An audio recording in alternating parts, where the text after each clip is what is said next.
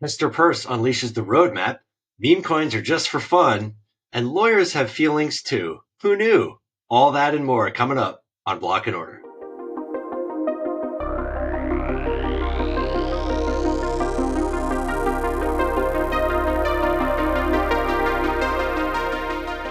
Welcome to Block and Order, the show that explores the legal issues facing the world of Web3 and beyond. I'm Kyle Lawrence, and with me, as always, he's the Batman to my Robin, Mr. Moish Peltz. Kyle, great to see you, man. How you been?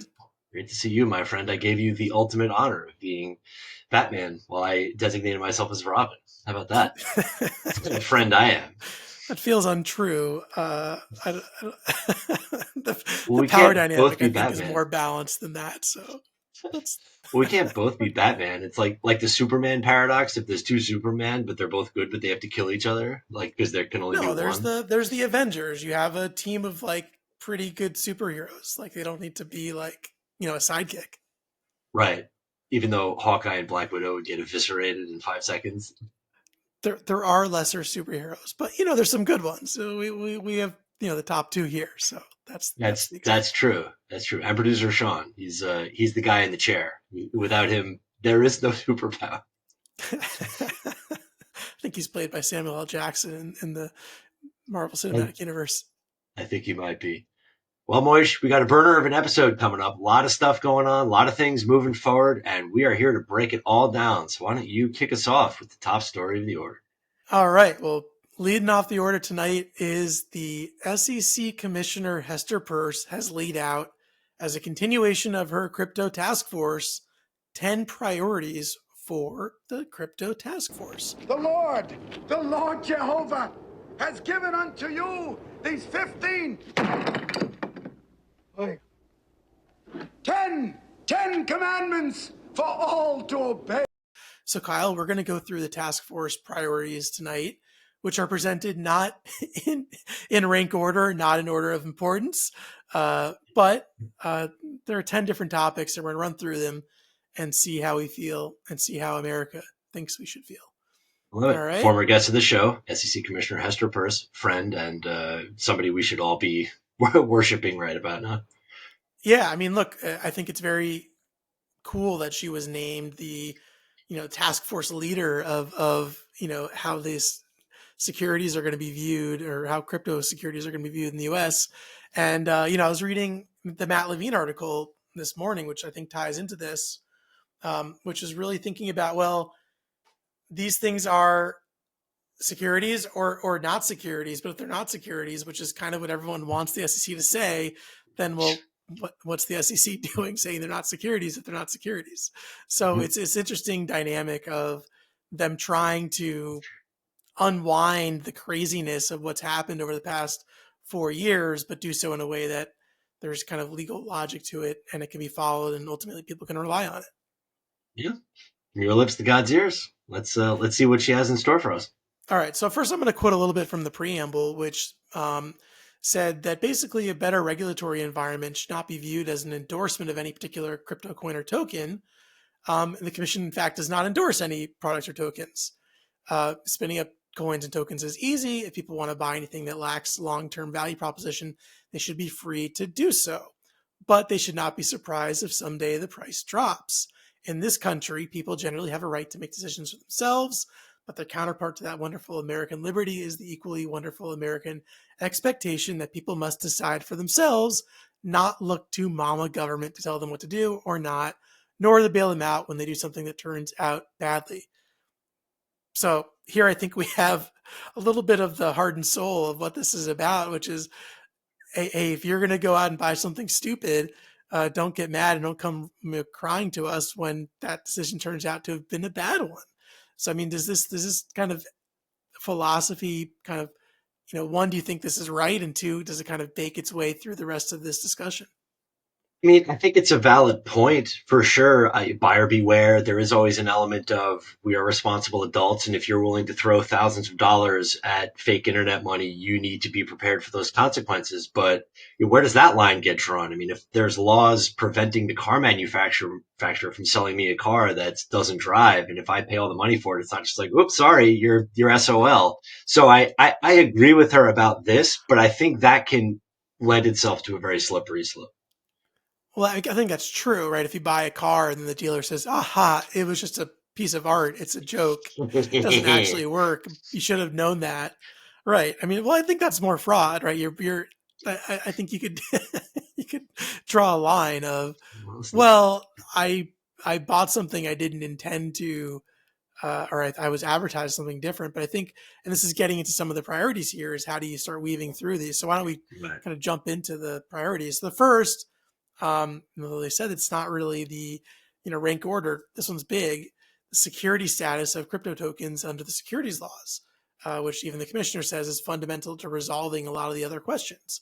So the task force is working hard to examine different types of crypto assets and whether they fall under the securities laws. So, I mean, what do you think? Is this kind of the top of the pyramid here? Yeah, I mean, this is kind of the ultimate question. Without this, if they're not subject to the securities laws, then Hester Peirce is going to have nothing to do for the next couple of years, at least not in this industry. So I think that's fair.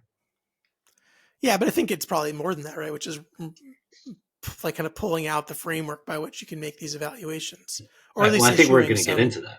Yeah, yeah. I think that's part of the rest of the roadmap here.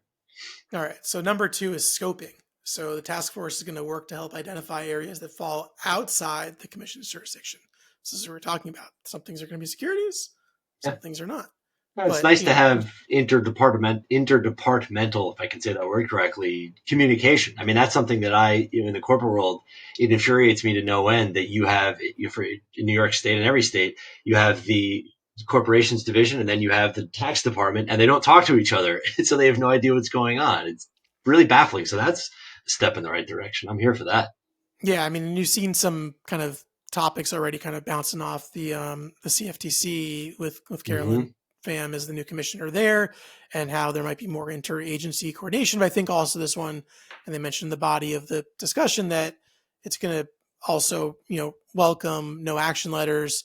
And then this SEC is actually going to give a bit more into the thinking behind their views and to why things may or may not be securities. All right. So number 3 is coin and token offerings. So the task force is thinking about the possibility of recommending. So like even there, it's kind of qualified, right? Like thinking about the possibility of recommending commission action. They're still the government after all. Yes. Yeah. Right. So look, this gets down to whether the entity, there's going to be some sort of information that's going to be required to be released and updated.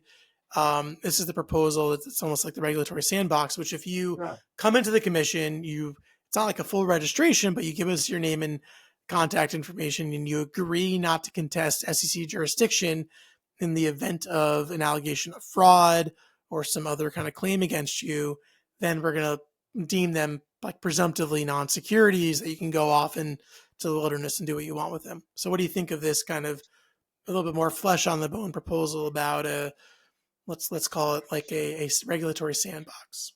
I mean, I think this is fantastic. And this is basically what Hester Peirce was talking about when she was on her show, about encouraging people to say, if you're unsure of where you fit in the regulatory scheme, come in and talk to us. And I don't need to do it again, but it's the joke of you walk into the SEC and talk to Gary Gensler.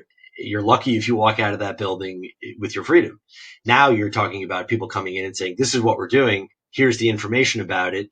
Tell us how to make it work under the current regulatory scheme. I think this is fantastic. And I hope that of all of these things, I hope this one really comes forth.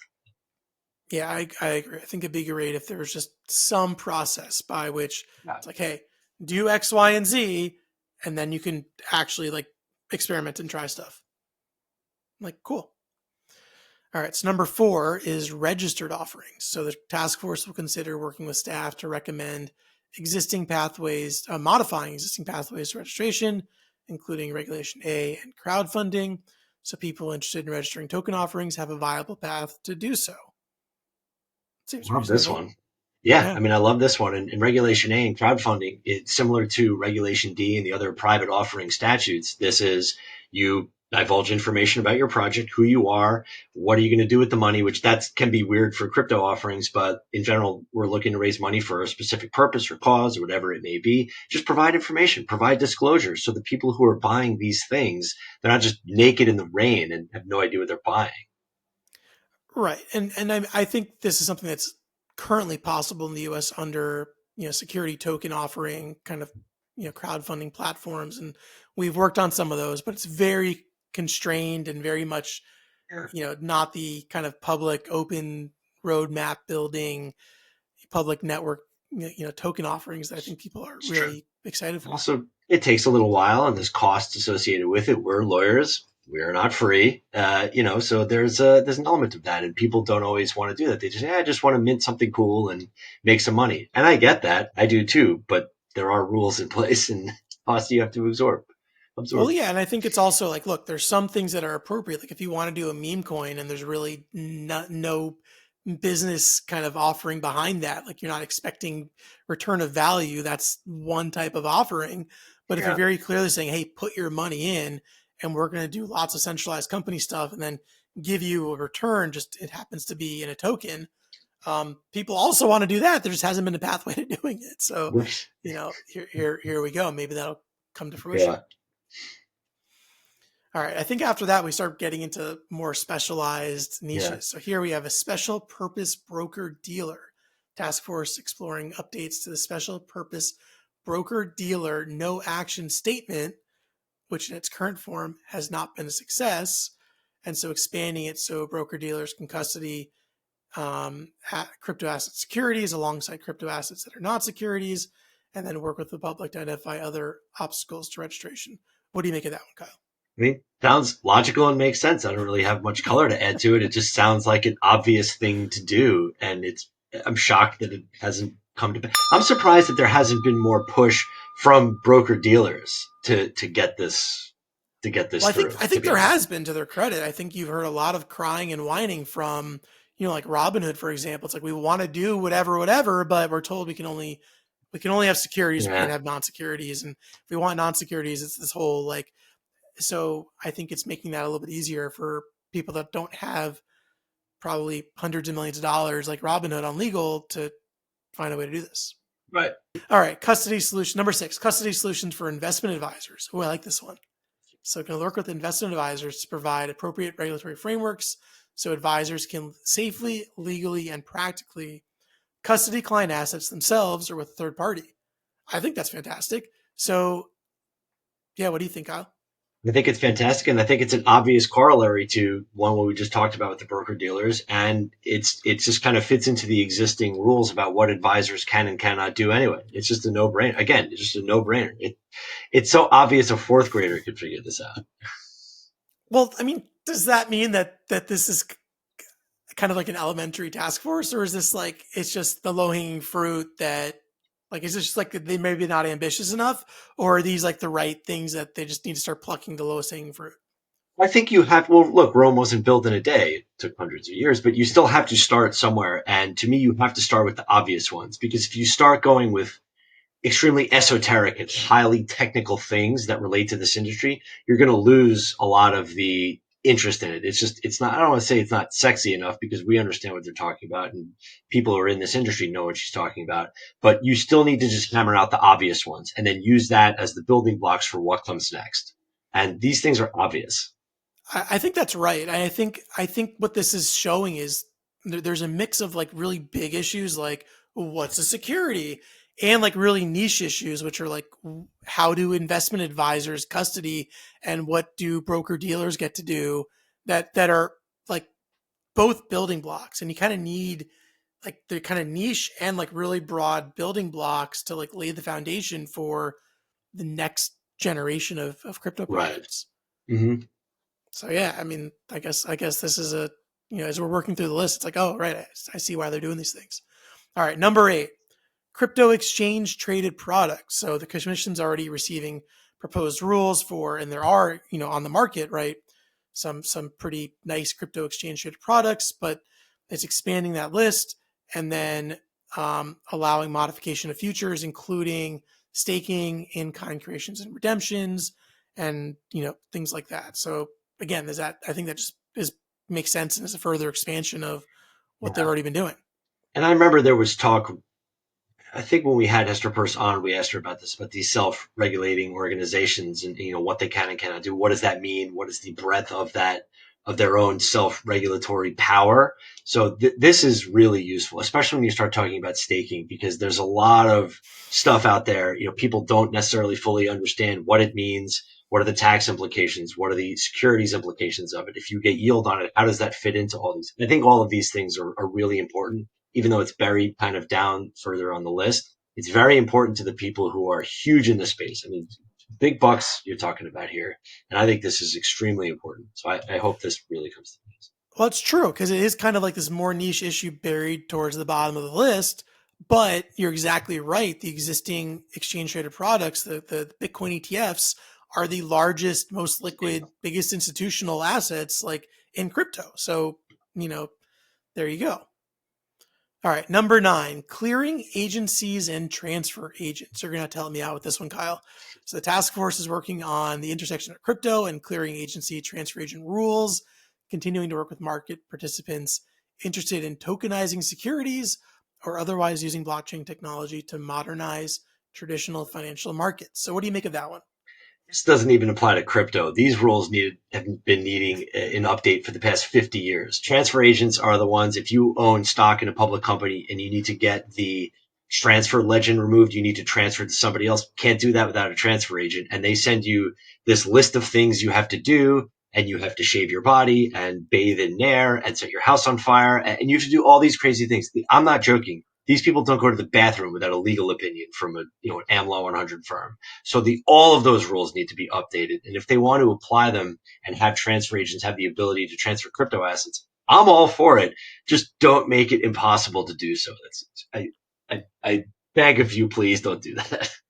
So this might be like the most niche issue on Yeah. here, but I think it's also the most groundbreaking, which is if this were implemented, it would allow, like the broader stock market to be tokenized, right? And that's like, now you're talking about hundreds of trillions of dollars of value that'd be unlocked, right? That is a seismic shift if that happens.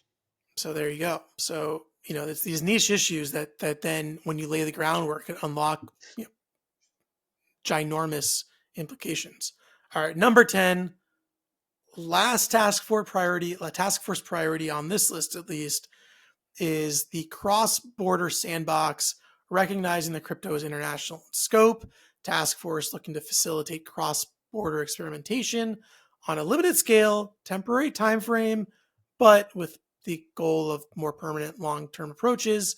How do you see this being implemented? What are examples of potential international cross-border sandboxes that could work here? This one's interesting because it's certainly important for this industry. Crypto is borderless, the participants all over the world. However, this is also coming at a time where United States relations with some of these other countries is maybe not the best. We're talking about tariffs, where there's trade war talk, and wherever you land on the fence about that, just push that aside. This is, I think, going to be more difficult than we hope and think it will be for some of those reasons. Unfortunately, that's just kind of collateral damage. But in the grand scheme of things, it's obviously important because in the past few years, we've seen jobs and projects and platforms and all these great things move offshore, and they should be here in the United States. But those things are now existing offshore. What do we do with them? We can't just kind of port them back over here with one fell swoop. There needs to be a mechanism in place. And I think that's part of what this is. Listen, international cooperation is always a good thing that makes for a better tomorrow. I just don't know how it's going to work right now in the current environment. Yeah, look, it'd be great if there was international cooperation with Europe and MiCA, and if you qualified in one jurisdiction, you were good in the other, and vice versa. So that would be fantastic. And I think, counterpoint to your point about the, if all of a sudden there's tariffs and there's kind of this friction on international movement of like physical goods, like, well, doesn't it even make more sense to have digital goods kind of moving internationally more freely? So maybe this is an outlet for some of that friction. A rational point in an irrational world. All right. Well, that concludes our overview of the top 10 priorities of the the crypto task force as launched and announced by friend of the show, Commissioner Hester Peirce. And if there's any task force priorities that are missing, we'd love to hear for you. What should be number 11 on the task force list? And maybe we'll ask Commissioner Peirce to come back on and talk about it. Well, next up on the order, Moish, I have a question for you. Is the pumping and dumping of meme coins legal? Oh, God, Kyle. Whenever you hear pump and dump, it's in my body. I'm like, oh, that's illegal. So Speaking in the parlance of our time. Pump and you said dump in sequence, so it's illegal. That's the answer, right? That's exactly right. Well, listeners and viewers of Block and Order, I highly encourage you to read Matt Levine's most recent article about whether or not these things are in fact legal. We'll put a link in the show notes to the most recent article. It is behind a paywall, but I highly, highly encourage all of you out there to listen to his podcast, read his articles. He's the titan of writing about these kinds of things. Anything financial, economics, he's the guy. So now that my shilling for him is over. Our listeners have the bounty of a free gift link to the Bloomberg article. And if you don't know this, you can subscribe to his newsletter for free, and then you can view it every day without subscribing. So that's the trick for Matt Levine. There you go. Everyone, if you listen to our show, you should definitely be subscribing to Matt Levine. Very well. So I take it back. Well, his article gets into the prevalence of these schemes in the meme coin market. And in the time that we've been talking about this topic, there's been probably 16,000 of them that have gone straight to zero. But basically there is a lot of, pump and dump in the industry. Let's call a spade. The groups coordinate to inflate the coin's price or selling off their own holdings, leaving the late investors with significant losses. And the rise of these meme coin pumps has attracted regulatory attention due to concerns over market manipulation, investor protection, all the things for which securities laws have been developed over the past 100 years. Now, as we've said on this show, the rules today and the rules in October of 2024, they are the same as of right now. So, Moish, where are we? I mean, we just talked a lot about what the new SEC is going to look like, what these new securities laws may in fact look like if they come to pass. But where are we? Like, is this legal? What are we doing here? Well, I mean, I think a lot of the rules as applied to the market in general are like pump and dump is applied to generally thought of as securities, right? So when you have a security, there's a certain kind of layer of investor protections that apply. And then it just in the past few weeks, I can't think of what the catalyst was. It seems people kind of have coalesced around the idea that meme coins are just an expression of, art and memedom and belief and speculation, have no intrinsic value or utility, and are not securities. And so we went from, a few months ago being like, well, maybe they are, maybe they're not, to the kind of the regulatory sphere kind of saying, not legal advice, that they're not, right? So that kind of starts melting away a lot of the regulatory concerns and the pump and dump kind of concerns. Especially, I mean, we were talking about Dave Portnoy, for example, and the idea that, well, and then this is also in the Matt Levine article, who very much goes through the Dave Portnoy kind of exception. But and I'll quote a little bit from Matt Levine's article, who wrote basically, if meme coins, which are not securities, people want to buy meme coins because Dave Portnoy tweeted about buying them. So Dave Portnoy bought meme coins, tweeted about buying them, and then sold them for a profit, telling people he would do exactly that.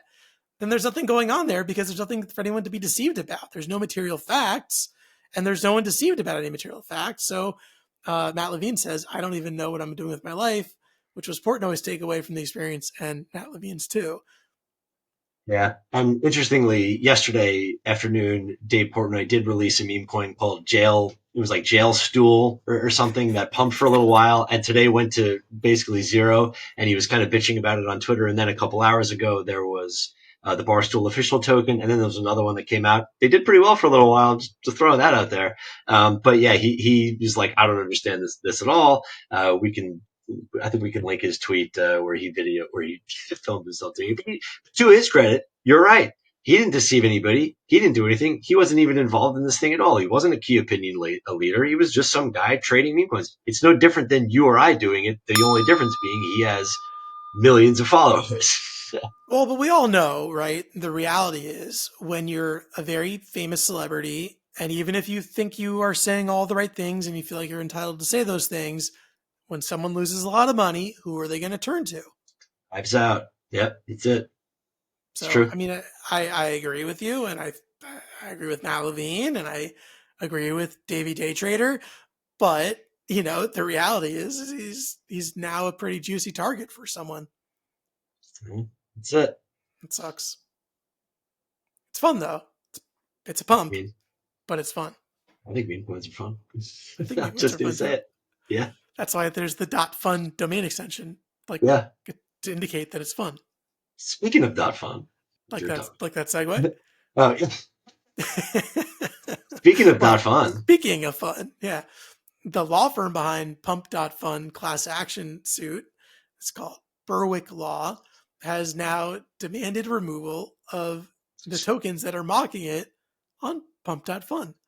So, Kyle, as you may remember, in January, Berwick Law filed a class action lawsuit against Pump.Fun, alleging that the platform violated securities laws by enabling the creation and sale of unregistered securities, which, I guess it's an open question. If they released 53,000 tokens, or they enabled the release of 53,000 tokens in January, which is something like, doing the math, 1,700 tokens per day in the month, 70 tokens per hour. So while we've been recording the show, like another 50 tokens have been coming out. All right, so they did a plaintiff's class action lawsuit against Pump.Fun, and the lawsuit claimed that Pump's model allowed the users to easily launch meme coins. How dare they? Without proper regulatory oversight, potentially misleading investors and facilitating market manipulation. So, what do you think about the claims in the suit and the potential meritoriousness of of the action? I don't agree with their stance on the suit. I mean, Pump.Fun's terms are there. We just talked about, kind of the whole buyer beware aspect of this thing. I'm not sure where they really get the standing to even do this. This is also the same law firm that filed the lawsuit against the Hawk girl in December, a slightly different situation. But what That really, one, I'm a little that bit one's a more little on their different.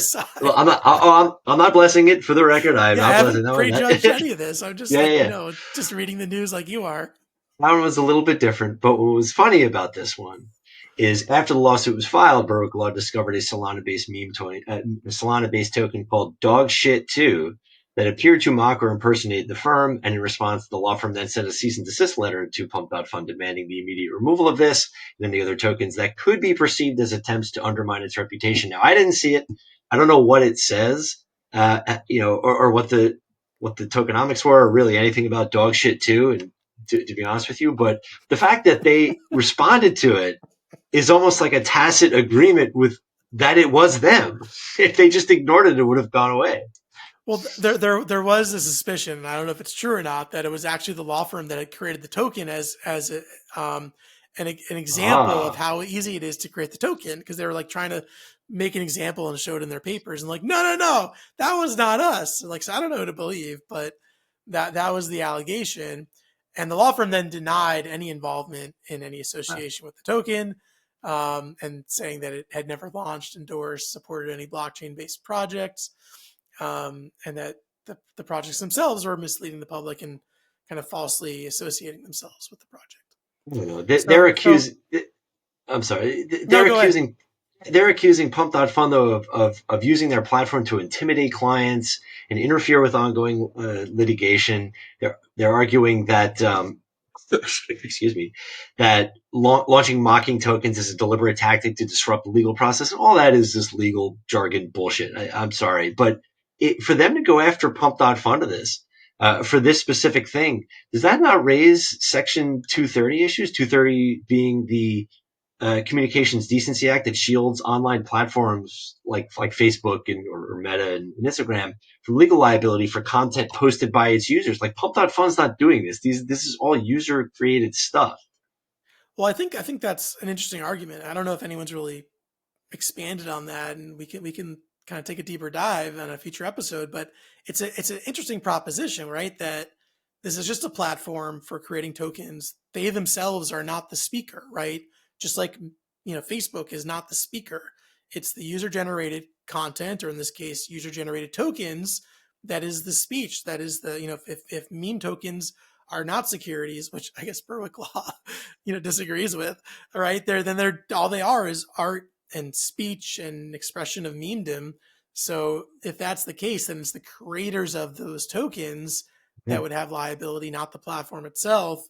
But I guess Berwick law would say, well, that's not correct because it's not just a neutral platform. They're offering unregistered securities through the platform. And so there's probably a different level of obligation that falls on them than just, being like Facebook. Yeah, I'm curious to see how this one shakes out. I'd be like to see how Pump.Fun responds to this. Yeah, we will see, right? We'll see. Lightning round time, folks. We made it. A116Z. Is it A116Z or AI16Z? No, that's like, it's not A1 sauce. It's AI16Z. It says A116Z here. It does say A116Z on our show notes. AI16Z, a DAO, a decentralized autonomous organization integrating artificial intelligence into treasury management and investment, is rebranding as ElizaOS following a request from venture capital firm Andreessen Horowitz, A16Z, due to potential name confusion. And what's funny is when I first saw this headline, I actually assumed they were the same, and I did not know that they were different. This rebranding will not involve the creation of new tokens or changes to the project's development roadmap, DAO holdings, or governance structure. The ticker will remain, and any future changes to be decided by community votes upon the launch of the DAO's voting module. See, I had the exact opposite impression. I was like, oh, it's AI16Z. It's like a meme DAO token that's going to be like the AI decentralized Andreessen Horowitz. That's funny, but it's obviously not actually launched by Andreessen Horowitz. But I think the idea is, well, if some people aren't sure, then that's quintessentially trademark confusion. Yeah. And when I saw that, I could see, well, I don't know how long Andreessen Horowitz is going to allow this to stand. And as you can see, they let them have their fun. But I'm patient zero. I proved they were right. So there you go. All right. Next lightning topic. Jesse Powell, the co-founder of the Kraken cryptocurrency exchange, has sued his potential co-op board, I guess the co-op board that denied him his apartment building in San Francisco, alleging that they denied his purchase due to his crypto industry ties and political views. So the lawsuit raises broader legal questions around housing discrimination, economic freedom, and regulatory attitudes towards crypto entrepreneurs. And Powell had expressed frustration over, alleged discrimination based on his inability to basically buy a co-op here. So, Kyle, what do you think if you're a crypto founder and your name has been in the news or even been named as a defendant in regulatory questions? Should a co-op board have the right to say, well, no thanks, not in my backyard?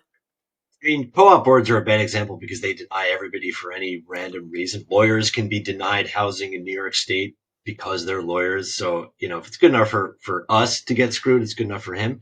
I mean, obviously, we would need to know a little more specifics about it. Anybody can have a cause célèbre and say you're discriminating against me because of this, that, or the other thing. If they're the co-op board and they don't want, this high profile person there, I mean, are they within their rights? I mean, to me, that's kind of capitalism. I don't know. Well, yeah, I mean, I think that's what, co-op boards have this reputation, right? And even the value of co-ops versus a similar condo, at least in New York City, there's a big discount for co-ops because of that now. And it used to be the opposite, right? Back in the, 50s, 60s, 70s, kind of the golden age of co-ops, it was very much, those were like the flagship, like apartment buildings where everyone wanted to live. But because of this, right, you can screen out the undesirables in the co-op board's esteemed view. And here they're saying, well, you're a crypto executive, we don't want your type around here, is kind of the attitude. But I think this is the backdrop of this is the kind of bank, cancellations of people being debanked because they're in crypto. And so there is this like really real discrimination of something that should be a neutral thing, banking access, housing, and kind of where do you draw those lines as against an industry that frankly does have a lot of litigation risk? It's true. I mean, if his check clears, then it's one thing. If he can't get his check to clear because his bank won't bank him, that's really the bank's fault. I don't know. We'll see. I have to see the complaint. Next up, Representatives William Timmons, Republican from South Carolina, and our friend Richie Torres, Democrat from New York, are advocating for the inclusion of the New Frontiers in Technology Act, the NFT Act, because, of course, in the revised Financial Innovation and Technology for the 21st Century Act.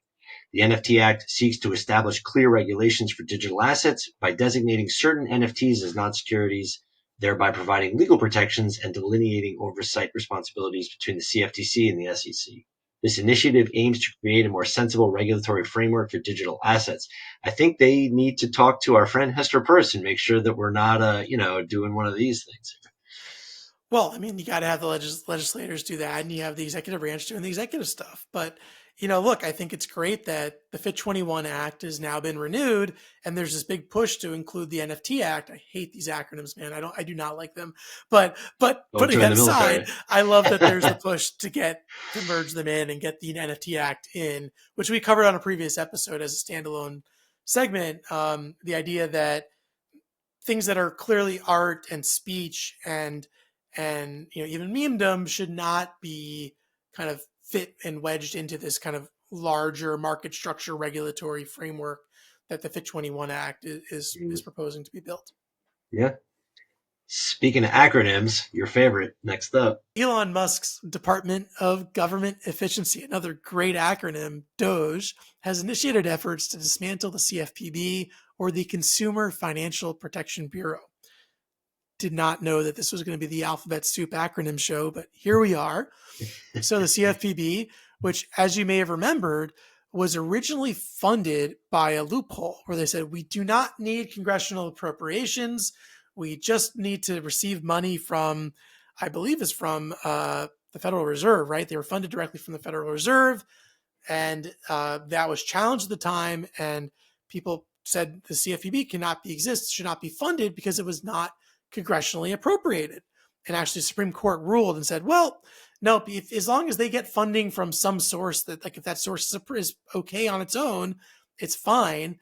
And so that was seen, well, okay, this thing can be propped up, it can exist, it can do the work of protecting consumers.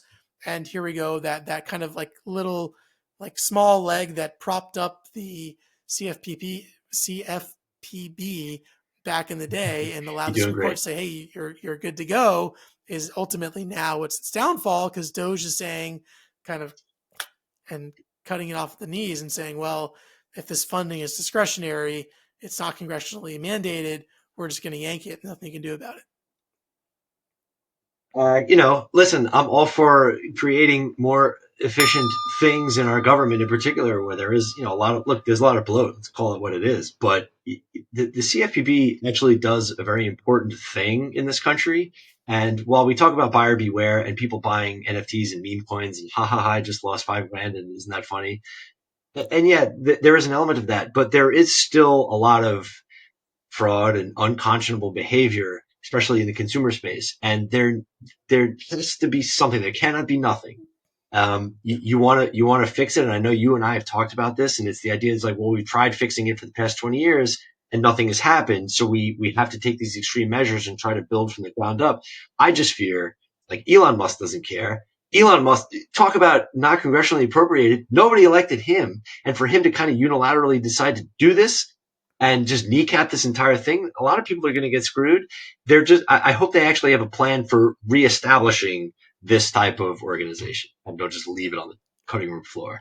Something that I said a couple weeks ago and was scoffed at, but here we go. Crypto firms are increasingly hiring former regulators to navigate complex legal landscapes and enhance compliance. For instance, in 2021, Robinhood appointed former SEC Commissioner Dan Gallagher as its chief legal officer, compensating him with over $30 million. Wow, all right. Nice day at the bank. Not bad, right? You can buy a lot of meme coins with that. Similarly, in 2024, OKX named ex-Monetary Authority of Singapore official Gracie Lin as CEO of its Singapore operations.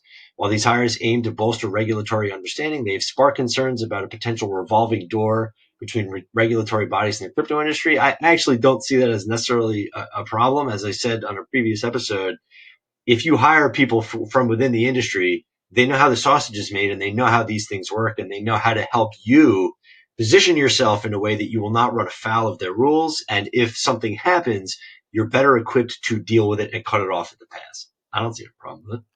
Well, okay, so there's a few things here. One is why, I mean, like every other industry does this. Why is it news if the crypto industry does it? Like, or if the banking industry does it and the agricultural industry does it, like why can't crypto do it? So I think there is some I know what kind of exceptionalism here. And then it's like, well, they're gutting all the regulatory agencies anyways. These guys need jobs. Like, That's it's true. not like the regulators in the US, at least the regulators weren't doing anything because they couldn't get anything passed and like nothing was happening except for saying you can't do that. So what like inside baseball knowledge do they have besides like just being a good regulator and one of the good guys? I don't know. Well, at least coming from the SEC, because I know we talked about when I forget what firm it was, but they were like, we're not going to hire Gerber Gruhl, or we're not going to work. Coinbase wasn't going to work with the firm that hired Milbank. They hired Gerber Gruhl, the former enforcement action chair, and they said we're not going to do work with we're not going to work with that firm. And and I get that, but it's like, well, you were coming after our industry. We're not going to hire you. But it's like, I mean, the guy knows how enforcement actions work. He knows the SEC's playbook. I don't know. It seems dumb. Well, I think that one took on a personal note for Coinbase and for Paul Gruhl, because it was like they went after them, and now you're seeing in the FOIA litigation just the extent of the choke point 2.0 efforts. And it's like, well, people that were involved that took like a personal stake in trying to take these companies down shouldn't be working in the industry. I sympathize with the argument. Okay. It's a revolving door for the good guys, not the bad guys, I guess. Right. Yeah. I don't know. Yeah, that's true. It's kind of a weird, I guess, if it's going to be a revolving door, let's just have equal act. Everyone gets to revolve wherever they want. If you're getting a $30 million payday coming out of the SEC, then like, it's you take the reputational flack, right? I get it. It's fine. And you know what? People's memories are so much shorter than they were a couple of years ago. They get pissed at you for 30 seconds and they move on to the next thing. That's true. Just take your lumps in 6 months, nobody's going to care what his former job was. It's like, hey, can you help me do this thing? Right. Everybody loves Dan Gallagher and his $30 million annual salary. He's the best. That's cool. Last up on the lightning round, Hong Kong has announced that it will accept cryptocurrencies as proof of assets for its investment immigration program, allowing applicants to use digital assets to meet financial requirements. This move is part of Hong Kong's broader strategy to establish itself as a leading global digital asset hub, aiming to attract new sources of capital and talent. Seems like a no-brainer to me. I'm actually surprised that it wasn't already in place, given the way a lot of these immigration mechanisms work, where you either pay or you need to have a certain net worth in order to get in. I'm shocked that this is news, to be honest with you. Well, I think it's difficult because I think traditionally there's like, well, what's in your bank account? And I mean, you hear this all the time when people in the crypto industry say, I'm a crypto entrepreneur, or I'm just a regular VC, and my company just raised a Series C and it's worth $100 million, but I go to get a bank loan to buy a house, and they're like, where's your where are your assets? And you can't get a loan.